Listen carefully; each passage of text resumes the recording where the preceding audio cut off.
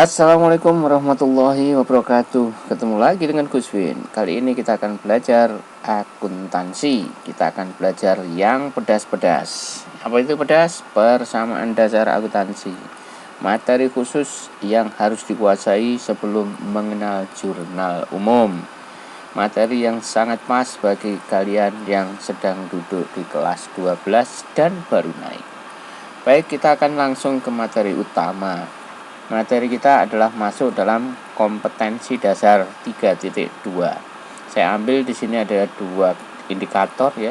Kita akan belajar menganalisis transaksi, kemudian kita akan belajar mencatat transaksi ke dalam persamaan dasar akuntansi. Sebagian buku mencatat bahwa persamaan dasar akuntansi adalah komponennya ada 3 kelompok, yaitu H, U, dan M. Apa itu H, U, dan M? Harta, utang, dan modal. Jadi jumlah harta harus sama dengan jumlah utang ditambah modal. Sebagian buku lain menyatakan bahwa persamaan dasar akuntansi adalah aset sama dengan kewajiban ditambah ekuitas. Kewajiban ini adalah utang, ya memang utang wajib dibayar. Ekuitas ini terjemahan dari bahasa asing yang aslinya adalah equity. Kalau bahasa asing asetnya ini S-nya double. Ada juga yang menulis persamaan dasar akuntansi sebagai aset adalah liabilitas ditambah ekuitas. Ini dua-duanya adalah bahasa serapan dari bahasa asing, dari liability ya dan equity. Nah, susah kan nyebutnya, makanya saya lebih suka menyebut pakai bahasa lokal, yaitu harta adalah utang ditambah modal. Kemudian kalau ini dikelompokkan menjadi kelompok besar akan menjadi aktiva sama dengan pasiva. Kita akan kumpas bahwa aktiva itu ada 3 kelompok besar. Aktiva lancar, aktiva tetap, dan aktiva tidak berwujud. Apa itu aktiva lancar? Aktiva lancar adalah komponen dari harta yang sekali putaran akuntansi dia sudah habis atau sifatnya sudah hilang. Di antaranya adalah kas, piutang, perlengkapan, surat-surat berharga, dan sebagainya. Kalian bisa cari di literatur, masih banyak komponen dari aktiva lancar. Kemudian untuk aktiva tetap ini adalah kelompok aktiva yang tidak habis dalam sekali pakai. Di antaranya adalah peralatan, kendaraan, gedung, tanah, dan lain-lain.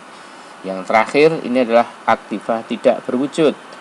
Aktiva tidak berwujud bukan golongan setan atau demit, tapi ini adalah aktiva yang tidak berupa uang, namun ini adalah berupa pengakuan nama baik suatu perusahaan, disebut tidak terwujud.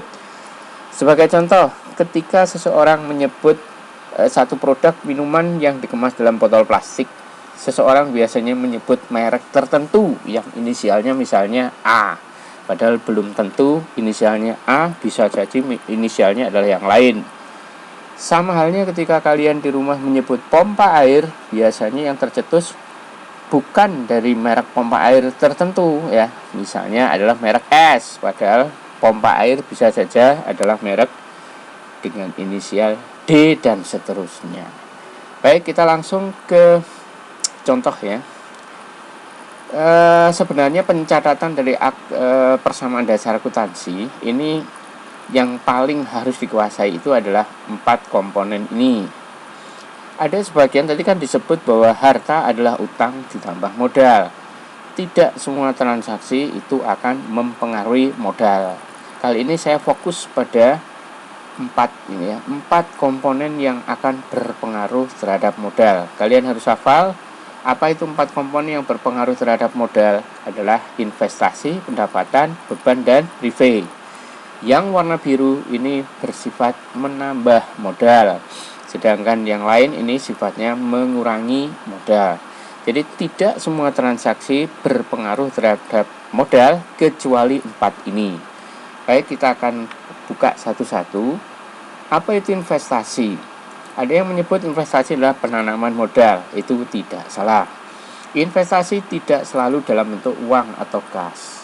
Investasi bisa juga berupa perlengkapan, peralatan, dan semua komponen harta yang digunakan dalam usaha.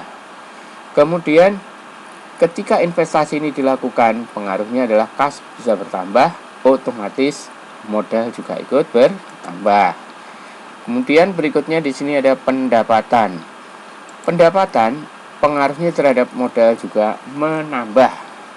Apabila pendapatan itu berupa duit, berupa uang, maka berarti harta berupa kas bertambah. Di sisi lain modal juga bertambah.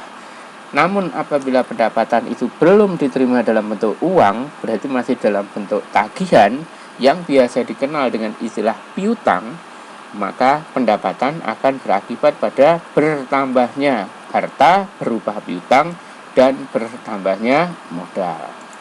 Berikutnya beban. Beban atau ada yang menyebut biaya adalah komponen dari transaksi yang berpengaruh terhadap pengurangan modal. Ketika kita membayar sejumlah beban atau biaya, berarti kita membayarnya pakai uang. Dalam akuntansi, uang kita catat sebagai kas. Berarti beban berpengaruh pada pengurangan harta berupa kas dan pengurangan modal. Dan yang terakhir di sini adalah prive. Apa itu prive? Prive adalah satu transaksi yang dilakukan oleh pemilik perusahaan dengan mengambil harta perusahaan yang tidak ada hubungannya dengan kegiatan usaha. Prive misalnya adalah kita mengambil uang di laci perusahaan, di laci usaha kita, kemudian digunakan untuk membeli bakso, mentraktir teman, nongkrong yang tidak ada hubungannya dengan kegiatan usaha, itu disebut prive. Ketika kita mengambil sejumlah uang, berarti kas kita sebagai bagian dari harta berkurang, kasnya berkurang. Otomatis modalnya juga ikut berkurang. Kesimpulannya, yang bisa mengurangi modal adalah beban dan prive. Yang menambah modal adalah investasi dan pendapatan. 4 komponen ini yang harus benar-benar kalian kuasai, sehingga ketika melakukan analisis dan pembukuan terhadap persamaan dasar akuntansi, kalian tidak akan mengalami kesulitan. Kita coba satu contoh soal sederhana. Ini contoh soal, kalian harus mengisi di sini berupa checklist ya, mana yang sesuai dengan contoh soal. Misalnya ini saya ambilkan salah satu contoh soal, dibeli secara tunai peralatan kantor. Apakah transaksi ini berpengaruh terhadap modal?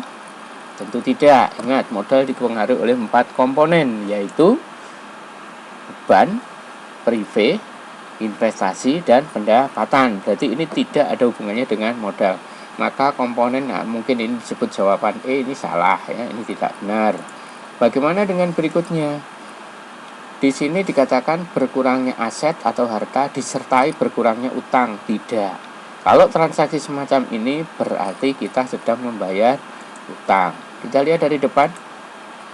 Jika bertambahnya aset disertai dengan berkurangnya aset, artinya di satu sisi hartanya berkurang, di sisi yang lain hartanya bertambah. Apa benar di sini? Dibeli secara tunai berarti kasnya berkurang, ada harta yang berkurang. Peralatan, karena kita membeli peralatan berarti peralatannya bertambah. Peralatan adalah komponen harta. Berarti benar pernyataan ini, maka kita akan tandai checklist jawaban di sini. Ya, di sini dinyatakan benar. Ini contoh soal yang akan kalian gunakan untuk berlatih. Saya sudah siapkan yang versi Excel ya. Ini versi lengkap, yang tadi cuma satu contoh. Di dalam sini kalian bisa menentukan soal apa, soal nomor berapa yang mau kalian jawab.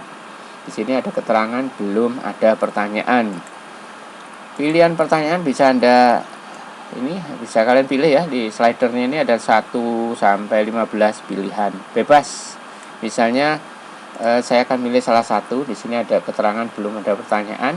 Pilih soal dengan klik sel di samping kiri. Berarti di sini saya cari, misalnya saya ambil soal nomor 13. Muncul soal semacam ini. Diterima pendapatan jasa atas pekerjaan yang telah diselesaikan. Ingat, pendapatan berpengaruh terhadap modal. Berarti di sini modalnya akan bertambah.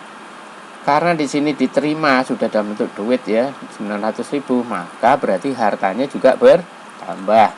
Kita cari penjelasan mana yang di sini menjelaskan harta bertambah, ekuitas bertambah. Kita lihat di sini. Bertambah aset-aset bukan. Di sini aset bertambah diimbangi dengan bertambahnya utang, bukan. Jika bertambahnya aset atau harta diimbangi dengan bertambahnya ekuitas. Nah, ini yang benar. Nah, di sini ada keterangan Anda belum menjawab karena belum kita checklist. Ternyata tadi yang benar yang ini, maka ini yang kita checklist. Bagaimana cara memilih checklistnya? Ini ada pilihan. Ini checklist. Checklist. Iya, jawaban Anda benar. Ya, kalau misalnya kalian menjawab checklist lebih dari satu, maka jelas di sini akan dikatakan salah ya, kita harus coba lagi. Nah, ini adalah soal yang harus kalian gunakan untuk berlatih ya. Berlatih secara mandiri. Jadi jumlahnya cuma 15 nomor. Mungkin cukup ya 15 nomor, nggak sampai 45 menit kalian pasti bisa ya. Berusaha terus sampai menguasai materi ini. Jika materi analisis transaksi terhadap persamaan dasar akuntansi sudah kalian kuasai, maka lanjutkanlah dengan pencatatan dalam persamaan dasar akuntansi. Kasusnya sama. Di sini Anda belum memilih nomor, berarti soalnya di sini belum ada. Nomor soal juga masih 0. Di sini ada perintah untuk memilih soal. Caranya sama. Jadi kita klik di sini, kita ambil salah satu soal. Saya akan milih soal misalnya nomor 10. Saya pilih. Anissa mengambil uang tunai untuk digunakan pribadi. Mengambil uang berarti kasnya berkurang. Berkurang berapa? 1.500.000. Di sini ada keterangan Anda belum menjawab. Maka saya tulis di sini 1.500.000-nya berkurang. Dikasih minus 1.500.000. Oke. Belum dinyatakan benar karena belum selesai. Anissa mengambil uang. Mengambil uang untuk kepentingan pribadi disebut apa tadi? Disebut prive. Prive pengaruhnya pada modal. Berarti di sini modalnya juga berkurang dengan nilai yang sama, minus 1.500.000. Nah, hebat banget bro, jawabannya benar. Dan di sini ada soal sebanyak 13 ya, lumayan untuk berlatih. Jadi setiap selesai satu nomor, silakan ini dihapus lagi, dikosongi lagi sampai selesai semuanya, mahir semuanya. Jika dua materi sudah kalian kuasai, jadi dari materi analisis terhadap transaksi, kemudian pembukuan transaksi ke dalam persamaan dasar, maka lanjutkan latihan ulangan kita nanti seperti ini. Di sini akan muncul nilai-nilai di atasnya ketika kita menjawab soal benar. Pertanyaannya, mana soalnya? Ini soalnya. Jadi misalnya dibeli secara tunai peralatan kantor. Kita cari ini, pertanyaannya muncul kan? Tadi kita sudah jawab di sini kan? Nah, di sini muncul satu soal terjawab benar dari 15 soal, nilainya 7. Dibeli perlengkapan kantor secara kredit, berarti kita harta bertambah, utangnya juga bertambah. Berarti yang ini. Kita checklist. Nah, ya, sudah betul. Kemudian lanjutkan di sini. Di sini dibeli tunai peralatan kantor seharga sekian, berarti di sini kasnya berkurang senilai 1 juta. Di 1, 2, 3, 1 juta, oke. Tanpa rupiah kita nulisnya. Kita udah dapat nilai 1. Dan kita tambah lagi di sini pasangannya tadi adalah peralatan, berarti di sini bertambah 1 juta. Nilai kita naik lagi. Jadi kalau nilai ini tidak berubah, kalian harus waspada bahwa jawaban kalian belum benar. Oke, anak-anak sekalian, materi ini akan bisa kalian miliki untuk menambah kemampuan kalian berlatih di rumah masing-masing. Dengan catatan, siapa yang memberi komentar baik di channel ini, maka dia akan mendapatkan hadiah berupa file dalam bentuk PowerPoint maupun Excel. Ini hadiah ini juga tidak hanya untuk kalian, para siswa yang sedang duduk di kelas 12, tetapi juga berlaku oleh rekan guru juga. Oke. Untuk rekan-rekan guru yang tertarik untuk memiliki file-file ini, maka silakan like dan komentar. Yang memberi komentar baik, saya akan kirimkan file-file aslinya. Terima kasih sudah menonton video ini. Sampai ketemu di materi-materi yang akan datang. Dukung terus channel Guswin agar terus bisa berkarya untuk kemajuan pendidikan. Assalamualaikum warahmatullahi wabarakatuh.